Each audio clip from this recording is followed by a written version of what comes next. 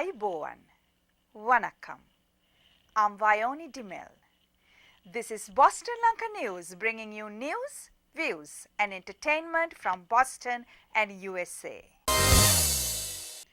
Year 2010, Sri Lanka enjoyed peace without any armed conflicts, although political conflicts were plenty. Year 2010 also had many political drama. Some were tragic and some had humor. Let's take a look at the year 2010.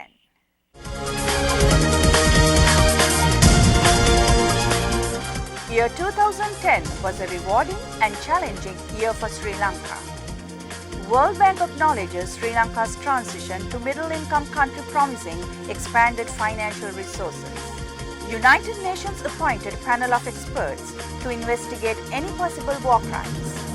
President Mahinda Rajapaksa received a clear mandate to steer the country towards prosperity with justice for all Sri Lankans. Cost of living skyrocketed. Opposition was ineffective. The leading presidential candidate landed in jail. A new port in Hambantota was commissioned and East and North started to see economic boost.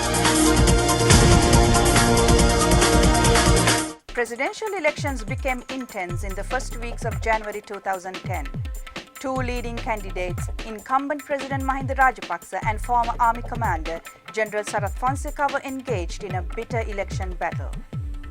On January 7, 2010, a United Nations human rights expert claimed that an execution video depicting alleged execution of Tamil prisoners by Sri Lankan soldiers was authentic and called for an inquiry into possible war crimes during the final stages of the conflict. Sunday Leader broke a story on December 13, 2009 with the headlines, "Gota ordered them to be shot." In an exclusive interview, General Fonseca had said that divisional commanders had orders from Defense Secretary to kill all the LTTE cadres wanting to surrender with white flags. Week after, Sunday Leader carried a clarification from General Fonseca saying that nobody carrying white flags attempted surrender in those final days of the war. This story dominated the first 3 weeks of January 2010 during the elections. President Mahinda Rajapaksa was elected as the 6th executive president of Sri Lanka by a massive majority, over 1.8 million votes, on the January 26 elections, defeating General Fonseca of the New Democratic Front. General Fonseca was arrested by the military police on February 8 on charges of committing military offences. On April 9, 2010, the ruling United People's Freedom Alliance, UPFA, won a huge majority of nearly 2/3 in the 14th general elections. May 15, 2010, President Mahinda Rajapaksa appointed an 8-member Lessons Learned and Reconciliation Commission headed by former Attorney General C.R. De Silva to examine the events of the period between February 2002 and May 2009. On August 13, a court-martial probing charges that the general engaged in politics while in uniform found him guilty and recommended a dishonorable discharge from rank. On September 8, 2010, Parliament approved the 18th Amendment to the Constitution, giving more powers to the President. Few UNP Parliament members crossed over to the government side, including popular teledrama actress turned politician Upeksha Swarnamal. On September 17, another court-martial found Fonseca guilty on all 4 counts in a case related to procurement of arms in violation of the tender procedures and recommended that he be jailed for 3 years. Fonseca lost his seat in Parliament in accordance with an ordinance which states that if a member is jailed, he loses his seat immediately. October 25, 2010, Ministry of Resettlement announced that the total number of IDPs remaining to be resettled had dropped to 18,799. This was from 140,000 IDPs that were in camps in November 2009. The Sri Lanka Army reported on November 28 that it has managed to clear over 300,000 mines in the northern and eastern provinces in the country. National Freedom Front leader Minister Vimal Weerawansa began a fast on July 8 in front of the UN complex in Colombo. Minister Weerawansa said until such time UN Secretary General withdraws his 3-member panel, he will continue to fast. July 10th, Minister Weerawansa ended his 3-day fast after accepting some coconut water offered by President Mahinda Rajapaksa. On September 14th, President Rajapaksa addressed the United Nations Assembly. He said, "The entire focus of our nation is now on building a lasting peace, healing wounds, ensuring economic prosperity, and guaranteeing the rights of the whole nation to live in harmony."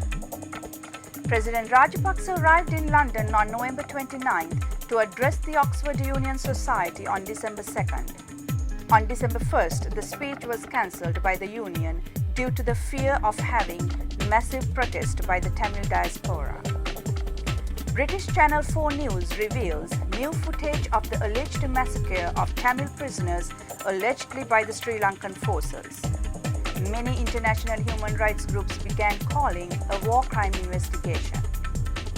Sri Lankan government changed its mind and decided to allow the panel of experts appointed by the UN Secretary General to come to Sri Lanka. The panel will investigate accountability in the last stages of Sri Lanka's bloody conflict.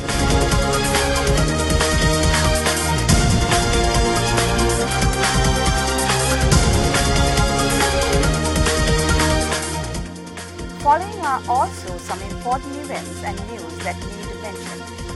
January 2010, the New York Times identified Sri Lanka as the #1 place in the world as the places to go, giving a much-needed boost for tourism in Sri Lanka. Pragit Eknaligoda, a cartoonist and journalist for pro-opposition website lankaenews.com in Sri Lanka, was missing since January 24, 2010. The main opposition party, UNP's internal conflicts continue with Sajith Premadasa positioning himself to become the next leader. Mr. Premadasa seems to have the charisma and the popular support from the masses. Rizana Nafiq is waiting in a prison cell in Saudi Arabia, awaiting the outcome of the appeal against her death sentence. She was accused of killing an infant in her care when she was 17 years old. In June 2007, the Saudi court sentenced her to death by beheading. Some sections of the Tamil diaspora elected Viswanathan Rudrakumaran as the Prime Minister of the transnational government of Tamil Eelam. Ratnapura District United National Party parliamentarian and actor Ranjan Ramanayaka was arrested in October over an allegation by a female teacher of fraud amounting to some ₹1 million. He was released on bail few days later and he denied the allegations. Tamil journalist J.S. Thisanayagam was released following more than 2 years in jail by a presidential pardon. Deputy Minister Mervyn Silva tied a Kalaniya Pradeshiya Sabha official to a mango tree in August over his failure to attend a dengue prevention program in Kalaniya. This incident was captured live on TV. Later, Minister was found not guilty by the party inquiry due to lack of evidence. Sri Lanka continues to operate under a state of emergency. Sri Lankan economy has registered a strong growth. As the year 2010 is ending, Boston Lanka celebrates its first anniversary as a US-based media network.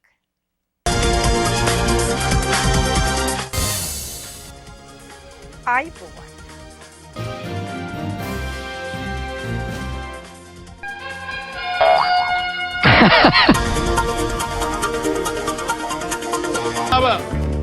වඩාත් හොඳ ජීවිත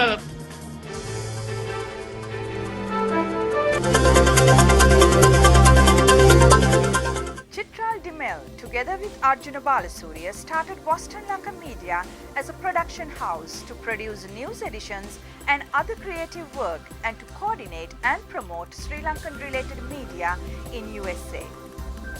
Chitral and Arjuna worked tirelessly behind the scene throughout the year, and Niroshan Kahavatka joined the production team recently. Then we have many others who helped and has been helping Boston Lanka, and we take this opportunity to thank all, and especially all of you, our faithful viewers. Boston Lanka Media is happy to announce the launching of our online news edition, uslankaonline.com. US Lanka Online will bring you information on current news, entertainment, education, science and technology, lifestyles and travel, with more focus on US-Sri Lanka relations and Sri Lankan diaspora in US.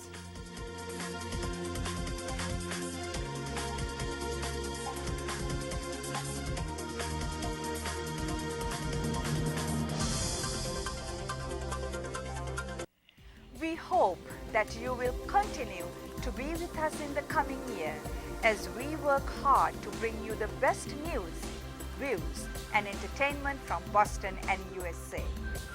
We wish you all peace, happiness, and prosperity in the year 2011. We meet you again with another news edition of Boston Lanka.